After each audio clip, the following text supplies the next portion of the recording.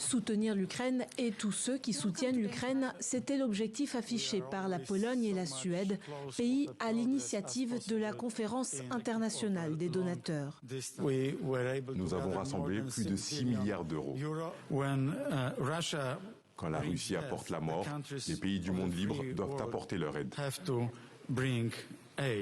La Commission européenne a annoncé un don de 200 millions d'euros, s'ajoutant aux 4 milliards d'euros d'aide déjà débloqués par Bruxelles. Le président ukrainien Volodymyr Zelensky, lui, veut aller plus loin. C'est bien, mais ce n'est qu'une partie de ce qui est nécessaire pour établir une vie normale sur tout le territoire où la Russie a apporté la guerre. C'est pourquoi nous avons besoin d'une version moderne du plan Marshall.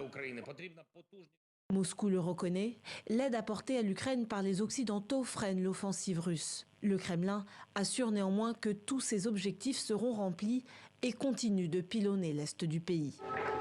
La ville de Kramatorsk a été réveillée par des frappes aériennes. Voici ma maison. Bienvenue. À 4 heures, il y a eu une explosion. Le cratère est là, tout a été détruit. J'ai bandé toute cette partie, tout était en sang. Je suis blessée au bras. À Mariupol, ville portuaire assiégée, l'ONU lance une 3e opération d'évacuation des civils retranchés dans l'usine Azovstal, dernière poche de résistance. Le président russe Vladimir Poutine assure faire en sorte que ces civils soient évacués de manière sûre. Mais selon Kiev, l'armée russe ne respecte pas le cessez-le-feu.